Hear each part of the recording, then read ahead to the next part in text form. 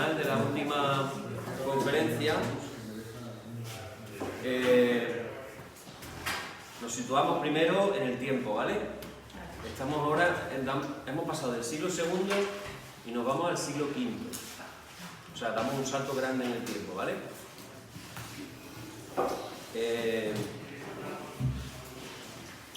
En este siglo, digamos que lo que se torna más dominante son lo que se llaman las controversias teológicas. Controversia en torno, sobre todo, a dos temas. Para que lo busquéis, los que no lo habéis estudiado en el Google: nestorianismo y monofisismo. Hay dos palabrotas buenas, para que lo busquéis. Son los que ocupan el centro de la atención. En el caso de Agustín también veremos que él tiene lucha contra lo que se llama el pelagianismo. Así que ya tenéis tres palabras: pelagianismo. Eso para que lo estudiéis vosotros, ¿vale? Bueno, para los que estáis tomando apuntes, os he dejado que toméis apuntes, pero mi intención es la semana que viene voy a editar las conferencias que las tengo escritas y las voy a mandar en PDF a todos, ¿vale? Qué buena persona. Pero he dejado que toméis apuntes porque es bueno también aprender a tomar apuntes, ¿vale? Bueno. Hay una costumbre que yo aprendí muy en el principio y es escuchar las predicaciones con mi cuaderno y mi bolígrafo. Y tristemente, esa tradición apostólica se ha perdido. Así que os animo a que sigáis tomando vuestras notas. Muy interesante. Bueno, en este tiempo, siglo V, ya se va viendo una diferencia y una distancia entre la Iglesia oriental, que hablan en griego, y la occidental, de habla latina. Las intervenciones imperiales en cuestiones teológicas se van volviendo cada vez más frecuentes. Se da también la circunstancia histórica de las invasiones de los pueblos germánicos, que van creando nuevos retos, sobre todo en la parte del occidente, que es donde más se sufre. Porque mientras en el oriente, el antiguo imperio romano, hablando un poquito de historia, sabéis que Constantino dividió el imperio en la parte occidental, la parte oriental, y Constantinopla, lo que sería el imperio después de Bizancio, queda en la parte oriental. Mientras la parte occidental veremos que por el tema de las invasiones perdió el prestigio y terminó desapareciendo ese prestigio de Roma como ciudad imperial, mientras que Constantinopla permaneció durante muchos más siglos después, ¿vale? Ahora, esta situación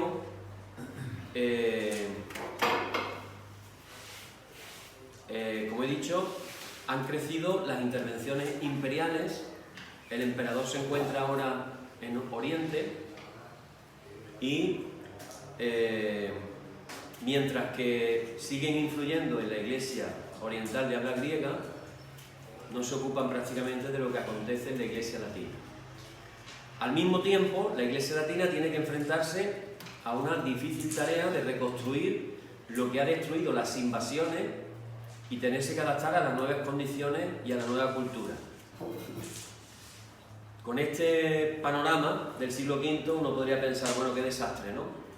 Sin embargo, fue en el siglo V cuando florece el que es considerado como el más grande y el más influyente de todos los teólogos occidentales, Agustín de Hipona. Algo después, a mediados del siglo, surgiría un papa llamado León el Grande. Lo del grande no era porque fuera gordo y alto, sino por vamos a decir, por lo especial de su doctrina, ¿vale? De hecho, en la historia de la Iglesia Católica Romana, papas que sean considerados el Grande, hay 3 o 4 nada más. Ha habido cientos de papas, y de los cientos de papas, 3 o 4 solamente han sido considerados así, ¿vale? Os animo, aquí tenemos otro reto, leer lo que escribía un papa del siglo V, y os animo a que lo leáis y veáis a ver si leía la escritura o no las leía. A ver qué nos encontramos, ¿vale? Ahí lo dejo. En el Oriente florece uno de los más grandes predicadores de todos los tiempos, Juan Crisóstomo, el pico de oro, del que ya hablamos el otro día. Pero en esa época hubo distinguidos historiadores, poetas, exégetas, ¿vale? Hoy hablamos de San Agustín, considerado como el padre más grande de la Iglesia latina. Un hombre de pasión y de fe, con una elevadísima inteligencia, de una incansable entrega pastoral y un detalle importante, de una intensa vida espiritual de relación personal con Dios. Podríamos definirlo como un buscador de la verdad que se encontró con la verdad. Y para él la verdad no era otra que Jesucristo mismo. ¿Vale? Bueno, aquellos que estudiaban la historia de la filosofía en el bachillerato, no sé si se acuerdan que uno de los autores que se estudia es la historia de la filosofía, aunque ya en los colegios no se estudia ni filosofía siquiera, ¿no? Pero en historia de la filosofía, ¿alguien ha dado la materia de historia de la filosofía en el CEIBI?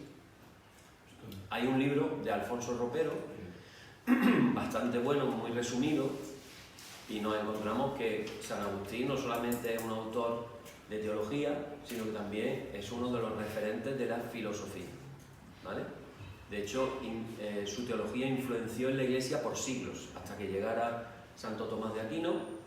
Siempre de manera resumida se decía San Agustín sigue a Platón, o al neoplatonismo mejor dicho, y en el caso de Santo Tomás seguía otro filósofo que llamaba como Aristóteles.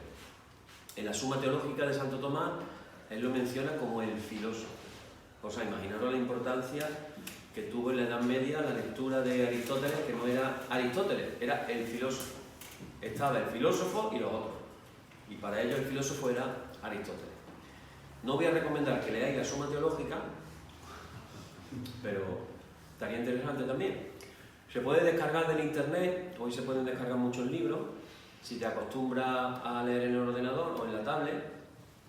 Yo en el pasado tenía miles de libros, los empecé a regalar porque quería tener la maleta más ligera, y me he quedado con muy pocos libros, poquísimos, y la mayoría los tengo ya en el disco duro, porque voy cargando el portátil de libros y llega un momento que no tengo ya ni en el portátil. Pero te puedes descargar de todo. Te puedes descargar la Suma Teológica.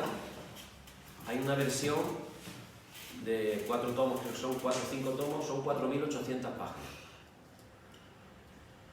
Otro autor que cuando menos es bastante curioso la cantidad de cosas que escribió y cómo escribía. Vale. Bueno, dicho esto, hablamos de San Agustín.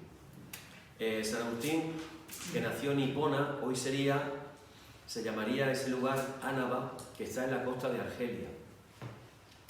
Estando en Londres el año pasado, yo iba a una academia de inglés y me encontré con una argelina musulmana, estaba aprendiendo inglés, profesora de universidad, y total que charlando, yo le hablé, digo, pues yo sigo a una persona importante de Argelia, San Agustín. Y dice, ah, sí, San Agustín, y era musulmana, y le tenían un respeto a San Agustín increíble, ¿no?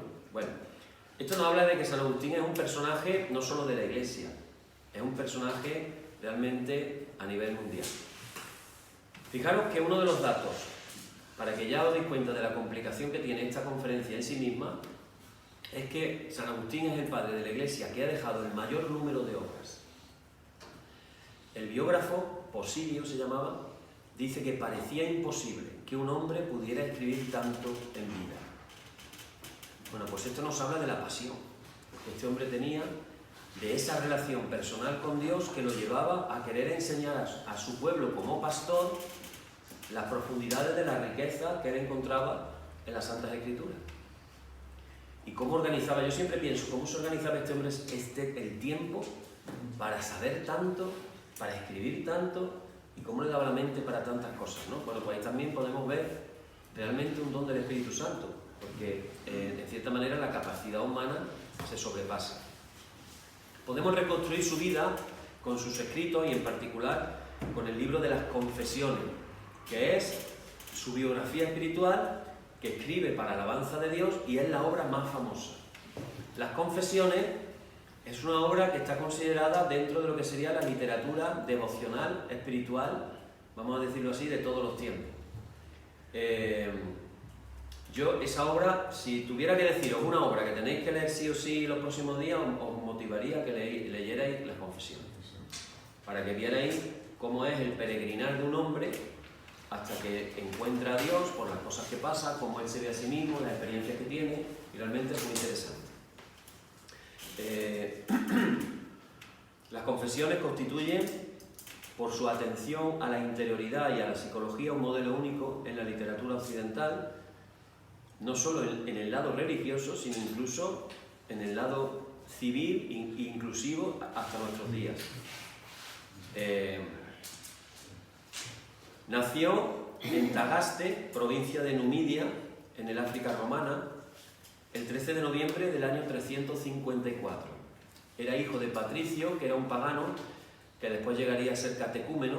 Los catecúmenos eran los que se preparan para el bautismo, y de su madre Mónica, la famosa Santa Mónica, una fervorosa cristiana, ejemplo, muy interesante en la vida de su madre, ejemplo de una madre que siempre pidió por su hijo para que encontrara al Señor.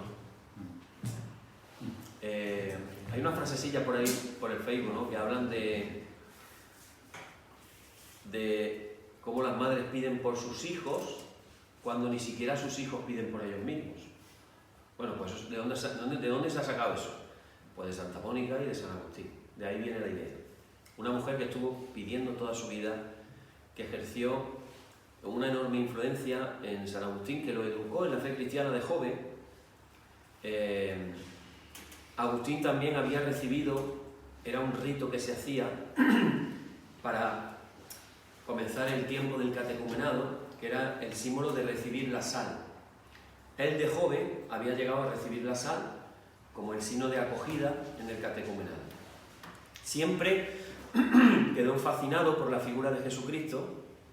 Él dice que siempre amó a Jesús, pero que se alejó cada vez más de la fe de la Iglesia, de la práctica eclesial, como curiosamente le sucede hoy a muchos jóvenes. Así que la vida de San Agustín también pues, nos puede servir de inspiración para lo que estamos viviendo en estos días, los que somos padres y tenemos algunos hijos alejados, ¿verdad?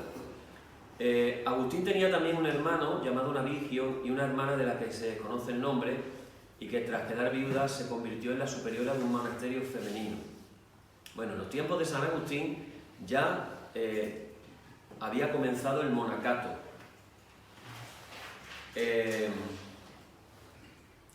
Hay un famoso monje llamado San Antonio, que fue el fundador de los monjes del desierto en Egipto, y que era, yo diría casi como un poco maestro espiritual de San Atanasio. San Atanasio tuvo mucho contacto con San Antonio.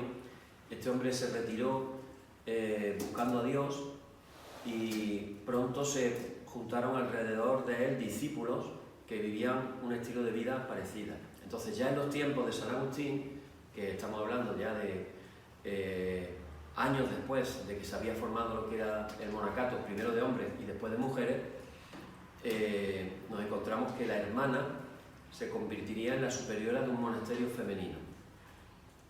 San Agustín, de muchacho, tenía mucha inteligencia, recibió, como era hijo de gente con dinero, una buena educación, aunque se dice que no siempre fue un estudiante ejemplar. Aprendió bien la gramática, primero en su ciudad natal, después en Madauri, y a partir del año 370 la retórica en Cartago, en la capital del África romana. Llegó a dominar perfectamente el latín, pero no alcanzó el mismo nivel en griego, ni aprendió el púnico, que era la lengua que hablaban sus paisanos. Bueno, hablando un poco de su historia y de su peregrinar, rápidamente, porque no tenemos tiempo, en Cartago, Agustín lee por primera vez una obra de Cicerón que se llamaba El Hortensius, en latín. Una obra que después se perdió, pero que se enmarca en el inicio de su camino hacia la conversión. Ese texto de Cicerón despertó en él un amor por la sabiduría. Cuando ya era obispo y escribió las Confesiones, lo dice así, dice: aquel libro cambió mis sentimientos, hasta el punto que de repente todas mis vanas esperanzas se envilecieron ante mis ojos y empecé a encenderme en un increíble ardor del corazón por una sabiduría inmortal. Pero dado de que él estaba convencido de que sin Jesús no puede decirse que se ha encontrado efectivamente la verdad como le había enseñado su madre, de pequeño, comienza a leer la Biblia inmediatamente después de leer el libro de El Cicerón. ¿Y qué pasa? Que lee la Biblia y se queda decepcionado. Se frustra. No solo porque el estilo de la traducción al latín de la Sagrada Escritura era deficiente, acordaros que ¿cómo se llamaba la escritura esta? La Vulgata. ¿Y de dónde viene la Vulgata? De vulgar. Él era un maestro de latín, de retórica. Imagínate un maestro de latín, de retórica, cuando se pone a leer ese latín, pues ya ahí se quedó medio frustrado, como diciendo, qué mal expresado está esto, ¿no? Pero claro, el problema para él es cuando se mete a leer la Escritura, donde se narran guerras, se narran vicisitudes humanas, que él no las encuentra a la altura de la filosofía, a ese idealismo del esplendor de la búsqueda de la verdad, que él es propio a la filosofía. Entonces, y precisamente es una de las características que honra a las Escrituras, es una de sus mejores características, que no es otra que la Escritura no esconde la realidad humana. Entonces podemos idealizar al rey David como aquel que era conforme al corazón de Dios, pero en la Escritura no se esconde la barbaridad que hizo por tener a aquella mujer. Ya sabemos toda la historia, ¿verdad? Pero claro, si tú lo estás leyendo desde un punto de vista filosófico, idealista, y te encuentras con esa cruda realidad, te das cuenta que las literaturas de filosofía de aquellos tiempos eran cosas muy idealizadas, ¿vale? Entonces, ¿qué es lo que él ve? Él no quiere vivir sin Dios y sigue su búsqueda. En esa búsqueda de una religión que respondiera a su deseo de verdad y también a su deseo de acercarse a Jesús. Está en ese peregrinaje. Y estando en ese punto, cae en la red de los maniqueos, que se presentan como cristianos y que prometían una religión totalmente racional. Afirmaban que el mundo estaba dividido en dos principios, el bien y el mal. Otra vez, el dualismo. Claro que estamos en el año 300 y pico y acabamos de escuchar que Ireneo en el año 100 y pico estaba luchando contra eso precisamente, o sea que no se había resuelto en la Iglesia estas cosas. Y desde el principio del bien y el mal se va a explicar toda la complejidad de la historia humana. Una moral dualista que también le atraía a San Agustín, pues comportaba una moral muy elevada para los elegidos y para él le sirvió el poder vivir una vida mucho más adecuada a la situación de la época, teniendo en cuenta de que él era joven. Como era una cuestión dualista, era como era, por decirlo así, como una cuestión de preferencias, ¿no? Entonces estaban los elegidos, los que vivían una vida moralmente superior, y luego estaban los normalitos, que podían hacer otras cosas. Hay una frase muy famosa de San Agustín, dice, y es muy graciosa, la voy a decir literal, no la voy a decir exactamente, pero la idea es esta. Él estaba orando y estaba diciendo, Señor, líbrame del pecado, pero todavía no. O sea, en esa situación estaba San Agustín. Bueno, algunos, que lo estoy diciendo ahora mismo, estoy pensando, algunos igual están en ese punto, ¿no? Señor, líbrame del pecado, pero todavía no, ¿no? Yo todavía me quedo un poco más, vaya a ser que. Bueno, él se hace maniqueo y entonces se convence de que por fin ha encontrado una síntesis entre la racionalidad, la búsqueda de la verdad y el amor a Jesucristo. Y saca una ventaja concreta para su vida haciéndose maniqueo. Resulta de que adherirse a los maniqueos le abrió puertas para su carrera profesional. Ser parte de esa religión, que en aquel entonces contaba con muchas personas influyentes, le permitía seguir teniendo una relación con una mujer con la que no estaba casado, de la que tendrá un hijo, pero al mismo tiempo continuar con su carrera. Así que era un tiempo de comodidad para él. Su hijo, llamado Adeodato, al que quiso mucho, sumamente inteligente, que después se encontrará presente cuando se está preparando al bautismo en el lago de Como, participando en esos diálogos que San Agustín nos ha dejado en las confesiones. Fue profesor de gramática cuando tenía 20 años. En Cartago se convirtió en un brillante y famoso maestro de retórica, pero pasado el tiempo comienza a alejarse también de la fe de los maniqueos, que también le decepcionan desde un punto de vista intelectual, pues no eran capaces de resolver sus dudas. Y entonces primero se marcha a Roma, después llega a Milán. En Milán en ese tiempo residía la corte imperial y allí obtiene un puesto de prestigio por recomendación del prefecto de Roma, un pagano llamado Simaco, que era contrario al obispo de Milán, San Ambrosio. Curiosamente, San Ambrosio, que también venía de familia de dinero y estaba muy bien preparado, era famoso por sus homilías, comentarios de la Escritura. Y era famoso porque de verdad que lo hacía muy bien. Entonces sus predicaciones eran realmente algo bellísimo. Como San Agustín era profesor de retórica, comienza a ir a escuchar a San Ambrosio, no por el contenido del mensaje, sino por la forma en que estaba este hombre hablando. Pero ¿qué pasa? Aunque en un primer momento el objetivo es enriquecerse en el tema retórico, de pronto se da cuenta de que San Ambrosio explica las Escrituras de una manera que ahora él por fin logra entender. Entonces, ¿qué es lo que pasa? Que el contenido de las homilías de San Ambrosio es lo que va tocando el corazón de San Agustín y lo va cambiando. Ese gran problema del Antiguo Testamento, esa falta de belleza retórica de nivel filosófico, va a resolverse con las predicaciones de San Ambrosio, gracias a una interpretación que hacía San Ambrosio de tipológica. Apúntate en los apuntes, interpretación tipológica. A ver, eso que lo veáis, como dicen en Córdoba, eso que lo veáis. Entonces, Agustín llega a comprender algo importantísimo, que también nos sirve a nosotros hoy. Agustín comprende por fin que todo el Antiguo Testamento es un camino hacia Jesucristo.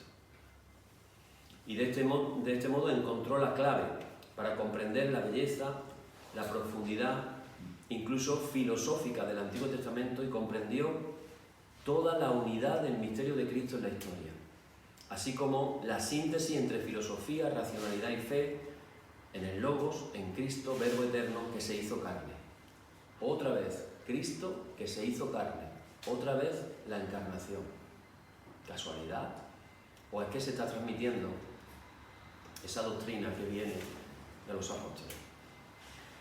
Pronto Agustín se da cuenta que la literatura alegórica de la Escritura y la filosofía neoplatónica del obispo de Milán le permitirán resolver las dificultades intelectuales que cuando era más joven en su primer contacto con los textos bíblicos le habían parecido insuperables.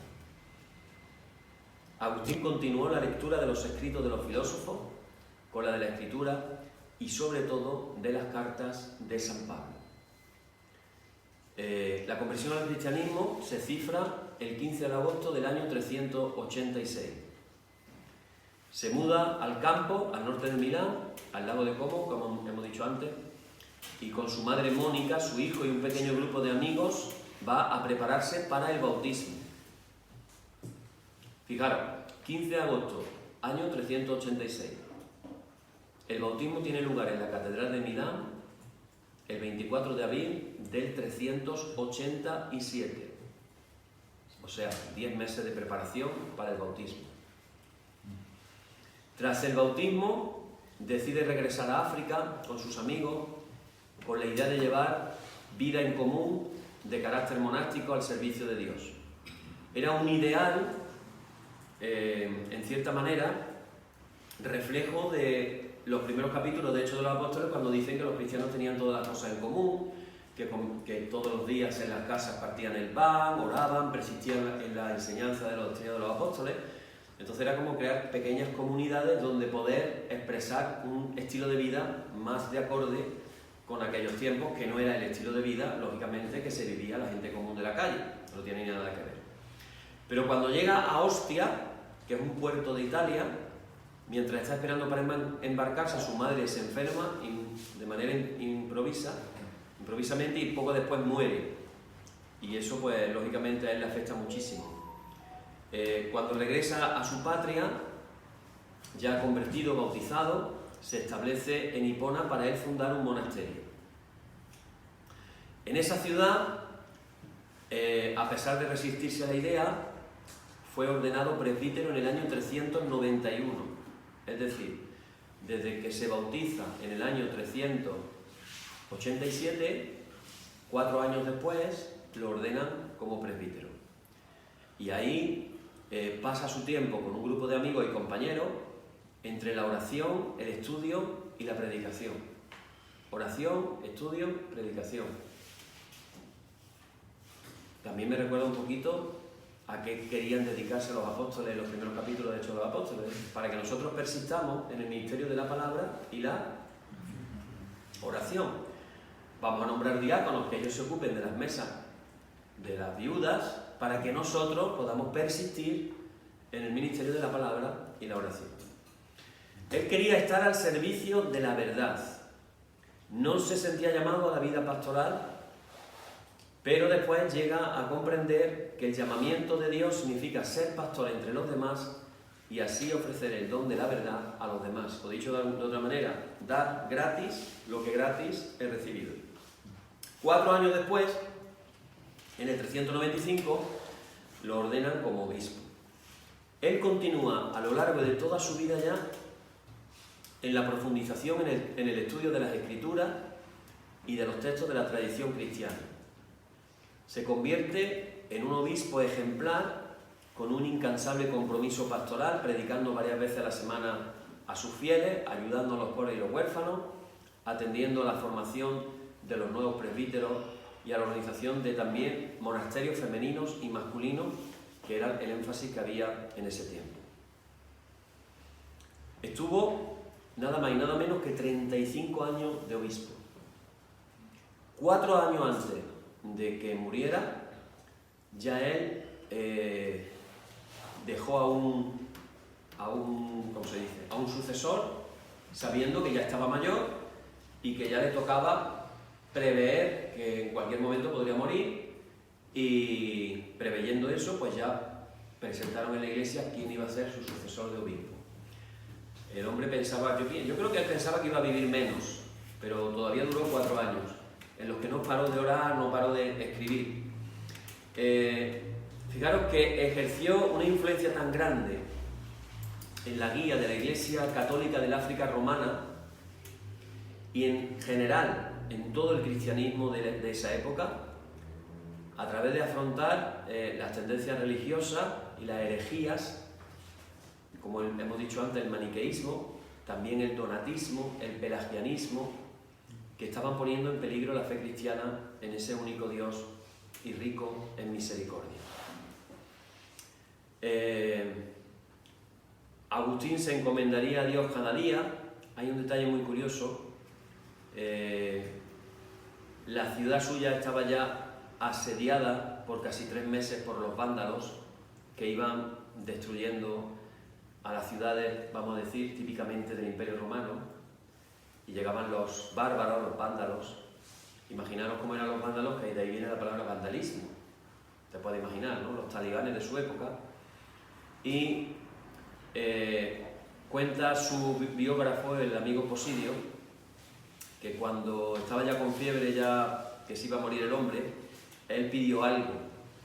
Y básicamente lo que pidió fue que le escribieran con letra grande los salmos penitenciales, como por ejemplo el Salmo 51, y pidió que colgaran las hojas en grande de los salmos delante de su cama, y él estaba el hombre con fiebre. Imagínate, cualquiera de nosotros muriéndose estaría muriéndose, ¿no?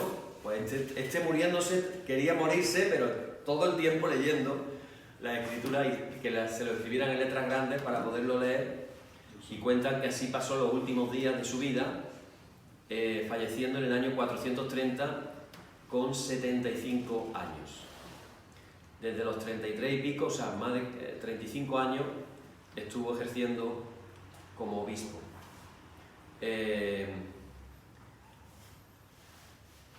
En el caso de San Agustín,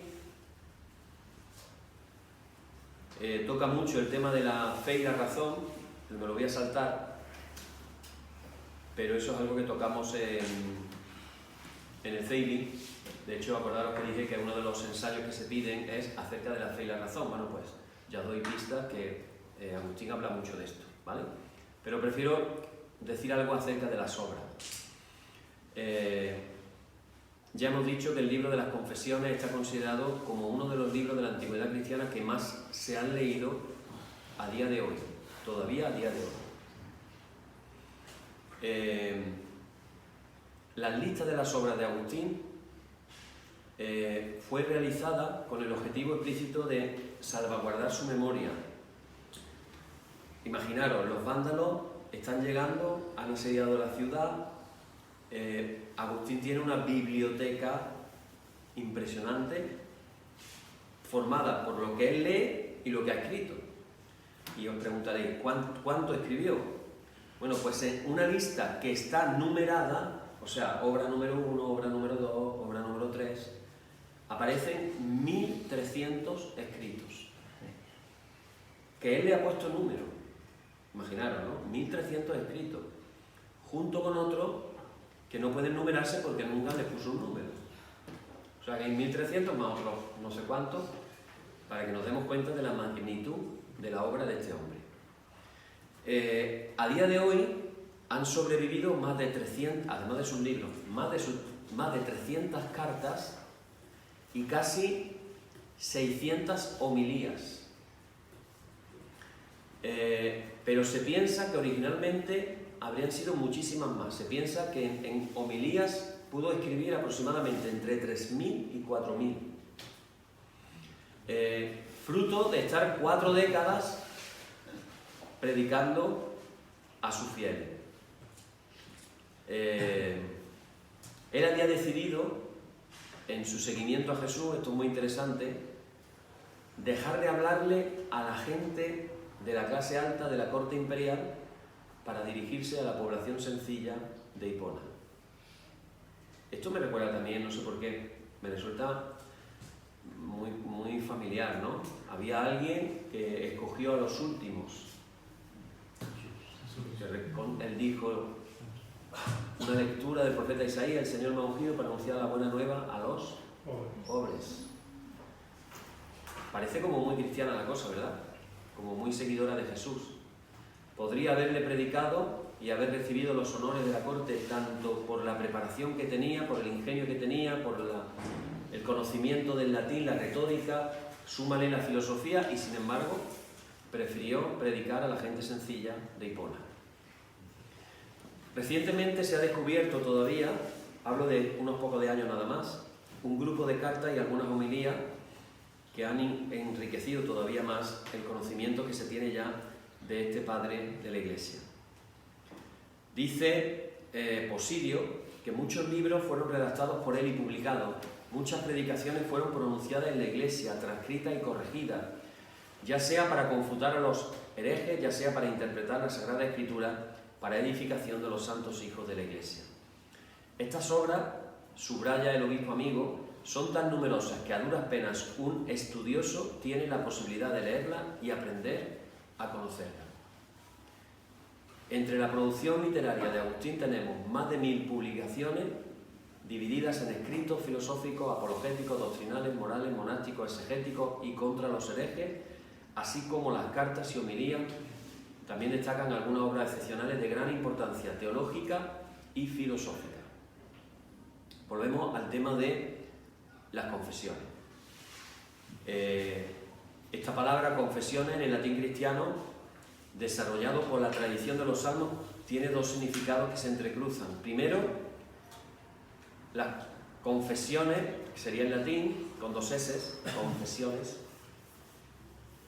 indica en primer lugar la confesión de las propias debilidades, confesarse, la miseria del pecado.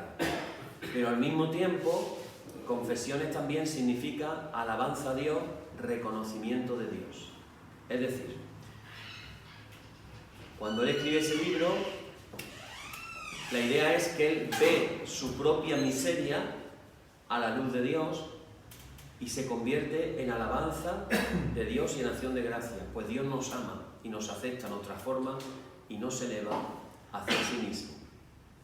Ver quién soy, pero ver también la obra de Dios en mi vida que confluye en una alabanza y en una gratitud a Dios.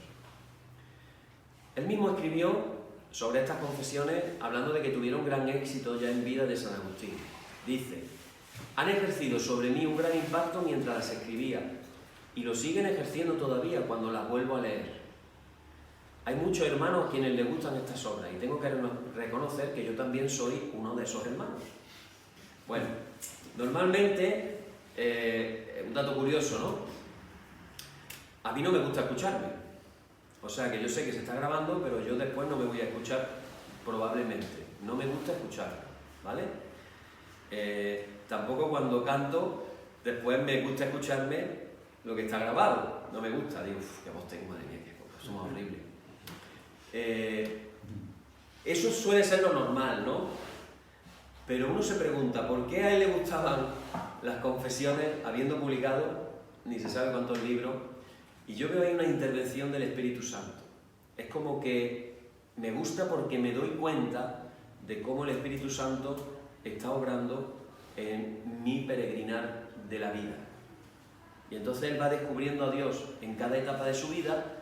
Después, cuando mira hacia atrás, en el libro de las confesiones tú puedes ver cuál es su peregrinaje, las cosas que le pasaban, etc. Y al ver eso, es como que te haces consciente de cómo Dios ha obrado en tu vida. Entonces, una de las cosas que tú encuentras en el Pentateuco es una llamada de Dios a acordarte y agradecer. Porque las personas somos tan desagradecidas y se nos olvida tanto dónde estábamos y a dónde Dios nos ha llevado y el proceso por el que nos ha llevado. Entonces es como una invitación a mirar hacia atrás, descubrir a Dios en mi vida y agradecer por las cosas buenas que ahora comprendo que han pasado en mi vida, que a lo mejor en ese momento yo no entendía. Así que tenemos a este hombre que dice, que reconoce que él también es uno de esos hermanos. Hay otra obra que está menos difundida, que se llaman las retractaciones en latín, que se traduce como revisiones.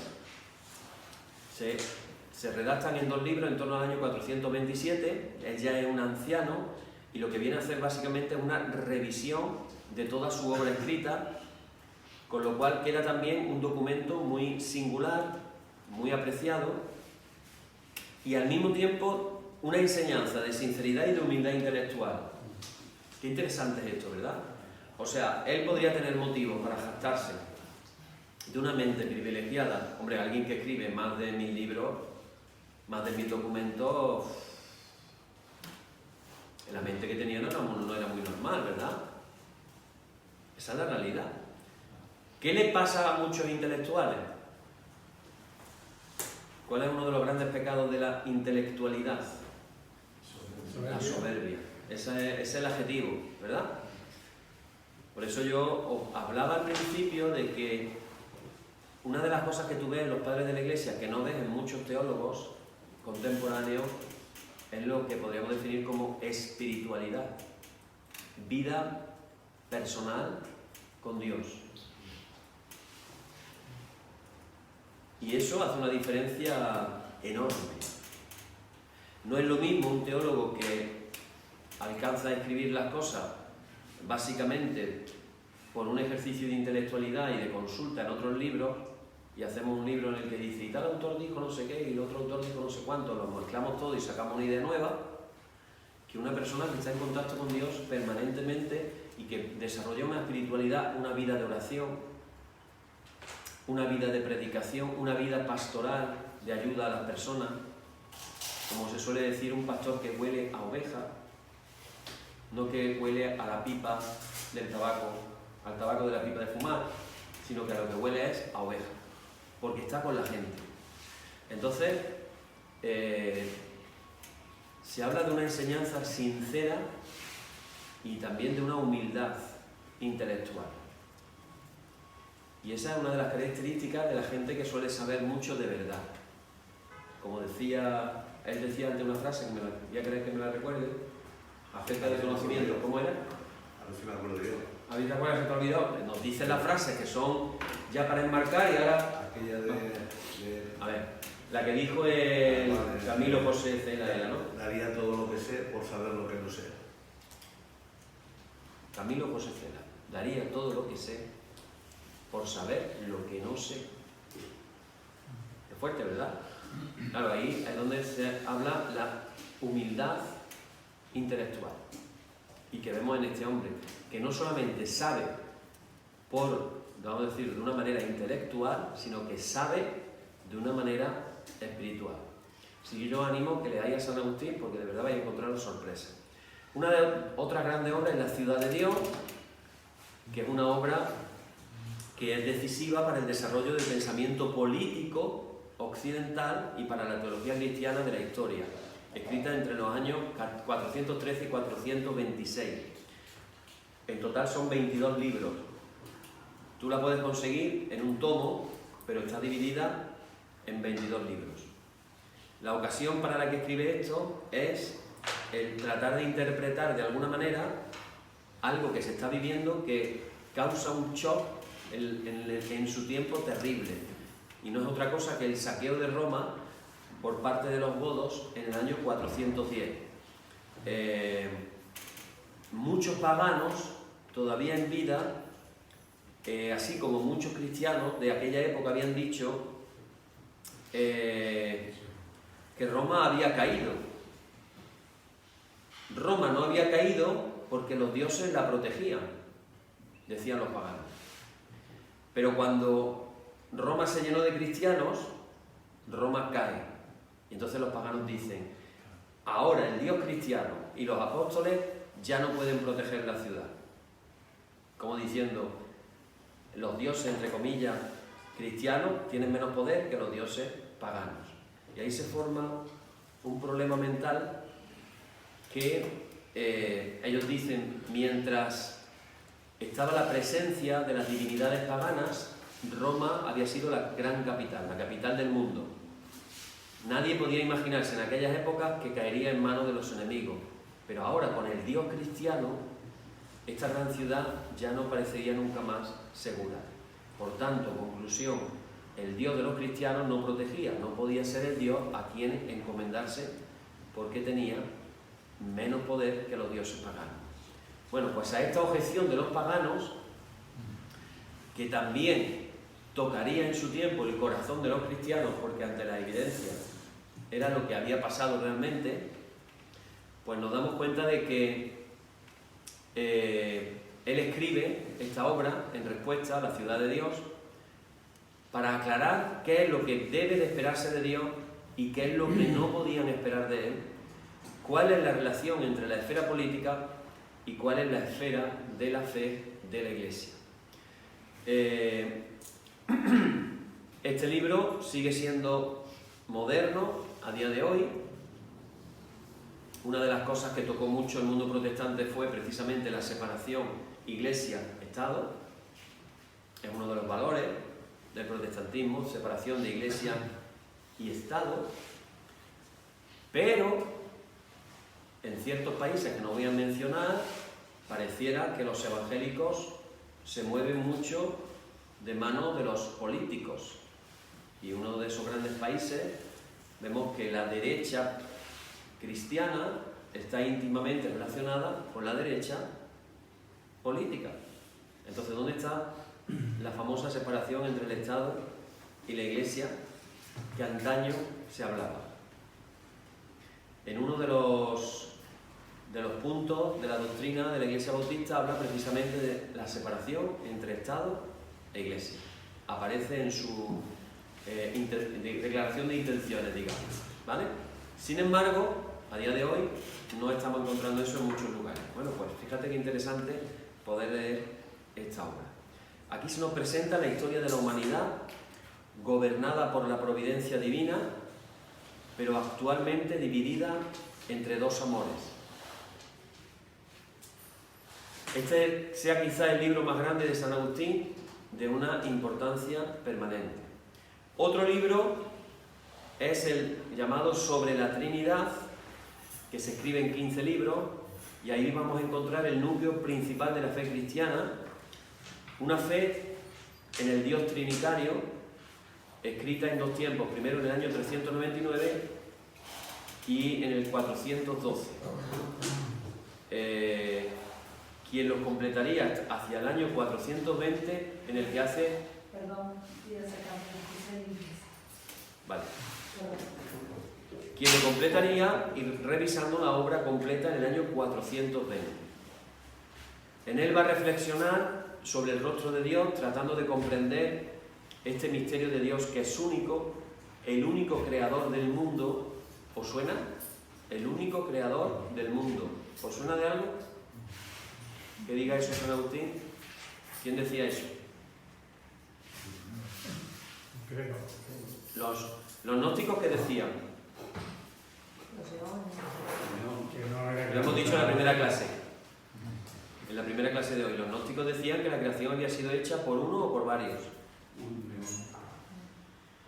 Bueno, hablaba de que la materia había sido creada por el principio del mal. Entonces no era un creador único. Es para que nos demos cuenta de que hay una doctrina que sigue transmitiéndose, estamos hablando aquí en este caso 200 y pico de años después. Entonces está afirmando que Dios es único, el único creador del mundo, el único creador de todos nosotros, y que, sin embargo, este Dios único es trinitario y que en él existe un círculo de amor. Cuando tú analizas el misterio de la Trinidad desde el punto de vista del amor, realmente es algo maravilloso, o sea, es algo preciosísimo. Cuando Jesús dice que yo soy uno con el Padre, y luego dice, ¿y vamos a venir? ¿A dónde vamos a venir? ¿Alguien se acuerda? Dice, yo soy uno con el Padre. Y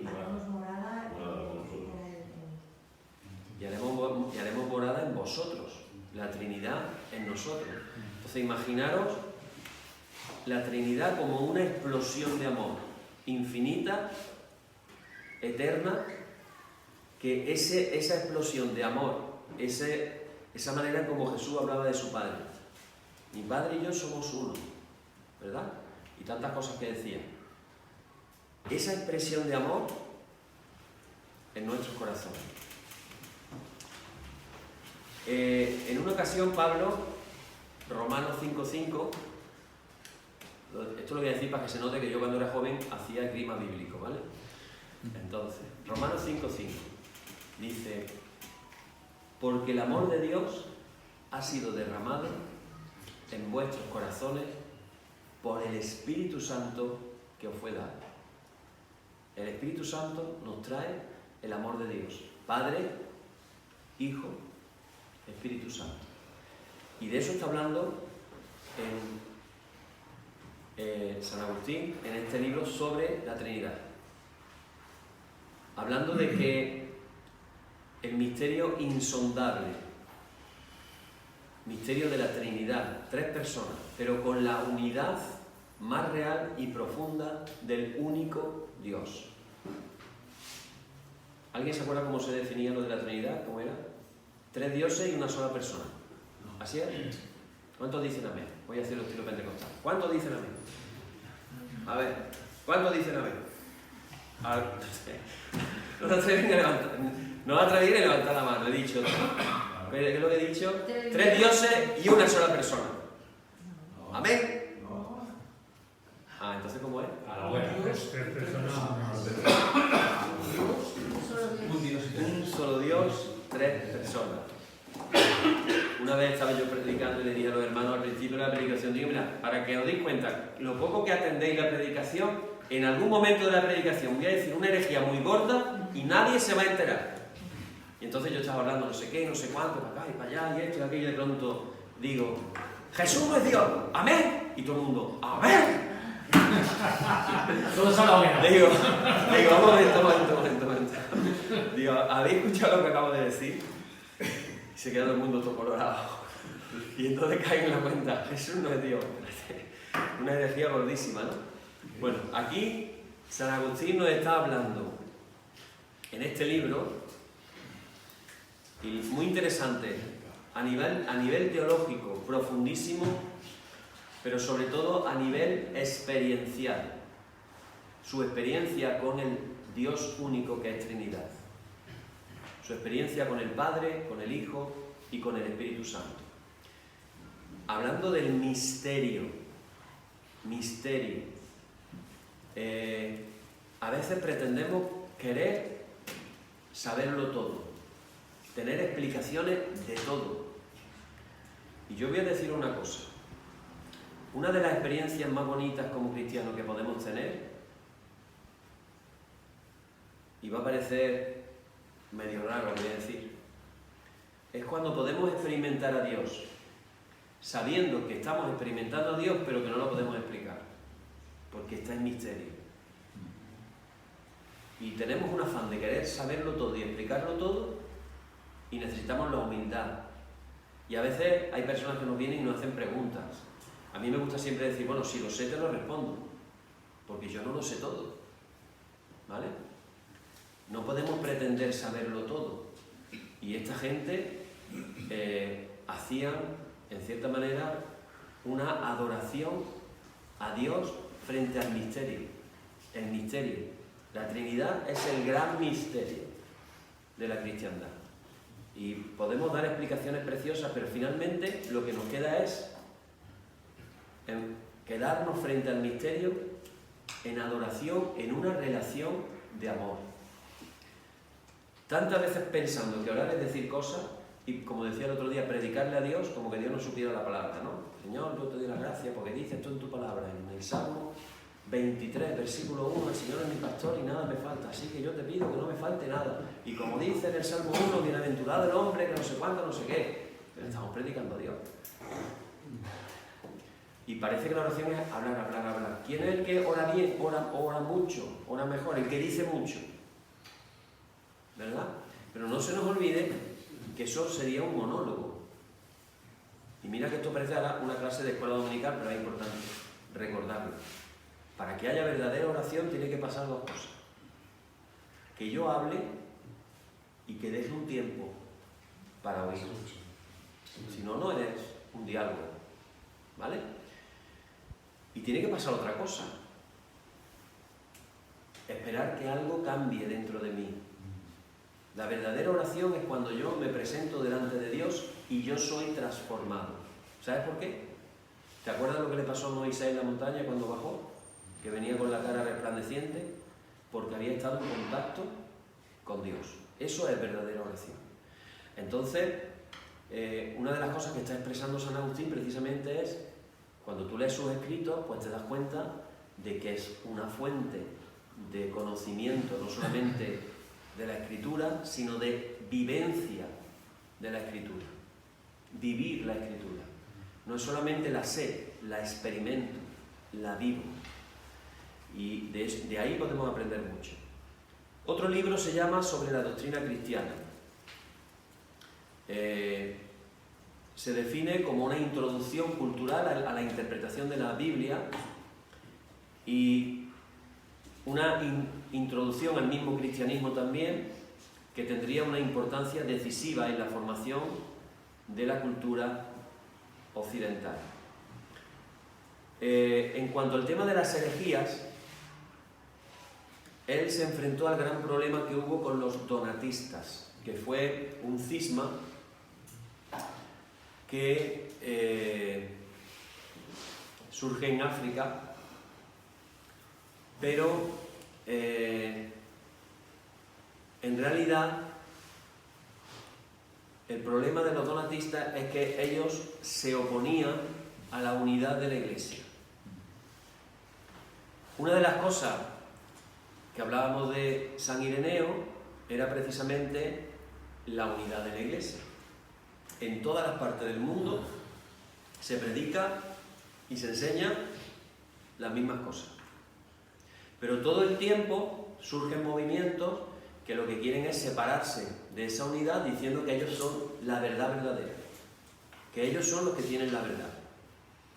Entonces, contra este cisma en concreto, que era africano, San Agustín va a luchar durante toda su vida tratando de convencerlo de que solo en la unidad, incluso utiliza esta palabra, africanidad de la Iglesia de África, o sea, lo que caracterizaba a la Iglesia de África, podría encontrarse la verdad. Para que lo entendieran los sencillos, es decir, aquellos que no podían comprender el gran latín del orador que él era, él llega a decir: tengo que escribir incluso con errores gramaticales en un latín muy simplificado para poder llegar a la gente sencilla.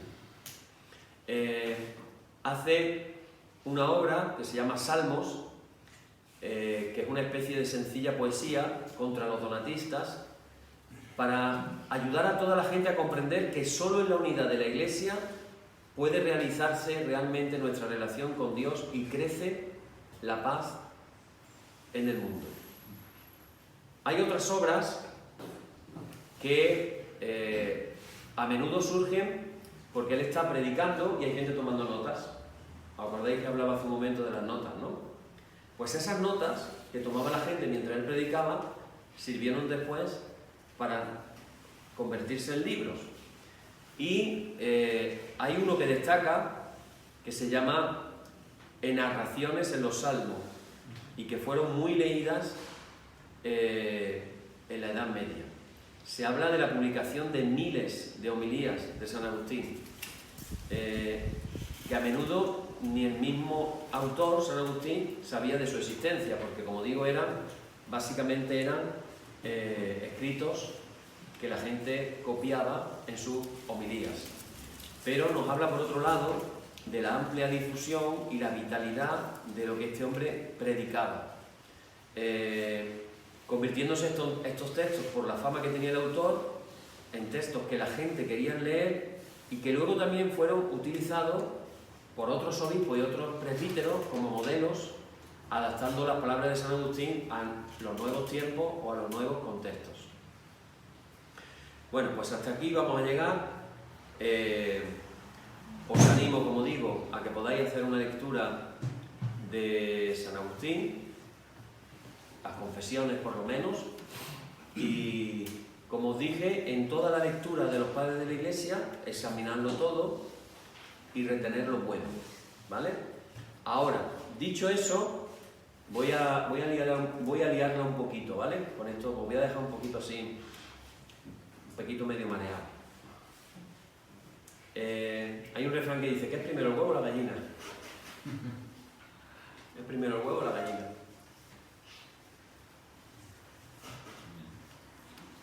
Mira, tenemos un personaje, uno de los reformadores, de los que sabemos bastante de su vida, que es Lutero. El otro día yo decía, Lutero, en su peregrinar de búsqueda de la verdad, vivió precisamente el proceso contrario. Es decir, cuando él descubre aquello de que la salvación es por la sola fe y se enfrenta a la iglesia de su tiempo, de la cual él era parte, no olvidemos que él era un monje agustino.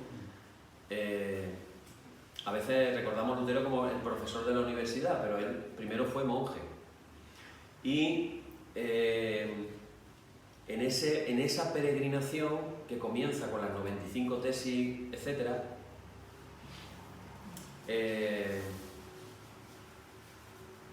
digamos que su anhelo era poder defender todo lo que él creía basado en la Escritura frente a un concilio. Entonces, los primeros años lo que se reclamaba era poder defenderse en un concilio. Algo que se nos olvida cuando leemos a los reformadores, es que lo que ellos dicen y escriben son interpretaciones personales de la Escritura. Esta parte se nos olvida. Entonces, ¿qué pasa? Que cuando hablamos de doctrina o de enseñanza, nosotros solemos citar mucho y decimos mucho, como dijo Lutero, bla, bla, bla, bla, bla, bla, como dijo Calvino, como dijo Colampadio, como dijo Zwinglio, como dijo el otro, ¿no? Dijo esto, ta, ta, ta, ta. Y esas palabras de los reformadores, que son interpretaciones personales de la Escritura, las convertimos, voy a decirlo de esta manera, en casi palabras de Dios. Es decir, la interpretación de un reformador, que es una interpretación personal, yo la utilizo como fundamento de lo que voy a decir. ¿Qué pasó con los reformadores? Cuando tú lees la institución cristiana de Calvino, vas a descubrir que la persona, por cierto, que más se cita, ¿sabéis quién es? San Agustín. ¿Pero qué pasa? Que la siguiente generación no te cita a San Agustín, te cita a San Calvinín. Ya no es San Agustín, ya es San Calvinín. ¿Vale? Y por cierto, los discípulos de los reformadores son muchísimo más radicales que las cosas que dijeron los mismos reformadores. Por eso se habla de calvinistas y luego están los hipers. Ya más calvinistas que Calvino. ¿Vale? ¿Qué le pasa a Lutero? Que el acercamiento a las Escrituras, a la interpretación que él hace de la Escritura, es lo que le hace separarse cada vez más de la tradición. Entonces, cuando de pronto, por eso digo que es primero el huevo o la gallina, cuando de pronto tú lees a los padres de la Iglesia desde la doctrina luterana, pues te vas a encontrar precisamente con lo contrario. ¿Qué es lo contrario? Hombre, que San Ireneo dijo cosas y yo no estoy de acuerdo con San Ireneo, porque mi doctrina, mi interpretación, lo que yo interpreto, no está de acuerdo con San Ireneo. Entonces, ¿qué hace el reformador? ¿Tú qué piensas que hace? ¿Quién tiene la razón entonces? ¿San Ireneo o San Lutero? ¿Quién tiene la razón? ¿Quién crees tú que tiene la razón? No, yo no digo que quién la tenga, pero ¿quién piensa que la tiene? Pues en el caso de Lutero, la razón la tiene él. ¿Vale? Entonces, primero, cuidado con los padres de la Iglesia, que ya se pervirtieron a partir de no sé qué. Cuando ya San Ignacio de Antioquía empezó a hablar de los obispos, eso ya no era doctrina bíblica, eso ya no era doctrina del Nuevo Testamento, como que en el Nuevo Testamento de pronto me llega un hermano y me dice, anda, pero si en el Nuevo Testamento se habla del obispo, que no se lo inventó San Ignacio de Antioquía lo del obispo, ya existía en el Nuevo Testamento. Pero luego viene el siguiente paso, y el siguiente paso es que los concilios están equivocados también. Entonces, fijaros, si yo digo que los concilios, sin precisar, están equivocados, y el famoso concilio de Nicea, año 325, convocado por el horripilante Constantino, que era un pagano, y ya la Iglesia se pervirtió a partir de ahí. Yo he visto folletitos de estos en los que explica cómo la Iglesia se pervierte a partir de Constantino. Y resulta que en ese concilio se aprueba la lista de los libros canónicos de la Escritura que nosotros seguimos hoy, por lo menos, digamos, los del Nuevo Testamento, y ahora decimos que los concilios están errados en plural, y resulta que ahí se habla de que Jesucristo tiene dos naturalezas. Jesucristo es Dios, Jesucristo es hombre. Pero una sola persona, dos naturalezas, una persona. Estoy diciendo entonces que el Concilio de Nicea, que aprobó los libros canónicos, no está en lo cierto. Entonces la pregunta es, ¿entonces cuáles son los libros canónicos? Y entonces, ¿qué hace Lutero? Poner en duda algunos de los libros canónicos que no cuadran con su doctrina de la interpretación personal que hace de la Escritura. Entonces dice, hombre, es que la carta a Santiago, la famosa carta de paja, porque al hombre se le ocurre decir que la fe sin obra está muerta. Y habla de las obras, y habla de la fe. Entonces, como no le conviene a la doctrina que él tiene, ¿qué hace? Propone que se quite de las Escrituras Santiago. Bueno, creo que hubo 2 o 3 cosas más. ¿Y sabes qué pasó? Que no le hicieron caso. Por eso tú has leído la epístola a Santiago. Si le hubieran hecho caso a Lutero, que le podrían haber hecho caso, como en otras cosas, hoy no tendríamos la epístola de Santiago en el Nuevo Testamento. Por eso digo, ¿qué es primero, el huevo o la gallina? Entonces, tenemos que por lo menos procurar, cuando vamos a las Escrituras, no ir con la gafita de mi sistema doctrinal teológico. ¿Vale? Él ha estado hablando del Evangelio. Yo hago una recomendación. Leamos de nuevo los Evangelios. Empezando por Mateo. Pero de otra manera. No para justificar lo que crees. No buscando versiculitos que digan mi doctrina de no sé qué, de no sé cuánto, de para acá, de para allá. ¿Por qué no nos cogemos de la mano de Jesús al leer los Evangelios y recorremos junto con sus discípulos los caminos de Galilea y le ponemos imaginación y nos imaginamos que estamos recorriendo los Evangelios con Jesús y todo lo que va describiéndose no lo leas como para justificar tu doctrina personal, sino tratando de experimentar, porque los Evangelios es algo que está vivo. Cuando leemos el Evangelio en una iglesia, no lo leemos, lo proclamamos. Es como que Jesús mismo lo estuviera leyendo. Es como que Jesús nos lee la historia, nos cuenta la historia. Entonces, nos despojamos un poquito de nuestros sistemas doctrinales, de nuestras ideas preconcebidas y nos abrimos a recorrer con Jesús los caminos de Galilea y a ver qué pasa, a ver qué descubrimos, a ver qué experimentamos, a ver de qué nos damos cuenta. Un simple ejemplo, cuando Jesús llega el leproso: Señor, si quieres puedes sanarme.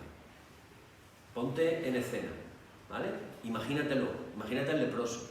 Jesús está ahí y Jesús le dice: sí quiero. ¿Os acordáis de ese pasaje? ¿Y ahí se queda la historia? ¿Ahí se queda? ¿O hay un detallito? La historia dice que Jesús cogió e inclinándose hacia él, lo tocó. Uno se pregunta, ¿para sanar a un leproso Jesús necesitaba tocarlo? No, ¿verdad? ¿Y entonces por qué lo toca? Porque se hace cercano a él. Sí, un camino que había gente que tenía que verlo. Porque había Por ejemplo. Bueno, Es un impuro. a ver, O no le importó que dijeran que has vuelto impuro por tocar el leproso. bueno. Yo lo definiría muy rápidamente, lo tocó por puro amor. Por el amor tan maravilloso que Jesús tenía por las personas. O sea, es puro amor. Claro que lo podía haber sanado, haciendo así con los dedos. Sin ni siquiera decir sí quiero, pensándolo. Sin decir una palabra, se habría sanado. Sí. Pero él se reafirma, sí quiero sanar. Claro que quiero sanar. Y lo toca. Si tú lees los Evangelios sin, perdonadme los profesores, sin tanta cuestión exegética, interpretativa, escuelas de interpretaciones, qué dice este autor, qué dice el otro, como experiencia espiritual, personal, sintiéndote que tú estás ahí. Jesús está mirando al leproso, el leproso lo está mirando a él, tratando de imaginar, poniéndote en contexto de lo que estás leyendo, te aseguro que vas a descubrir algo realmente maravilloso y que vas a querer volver.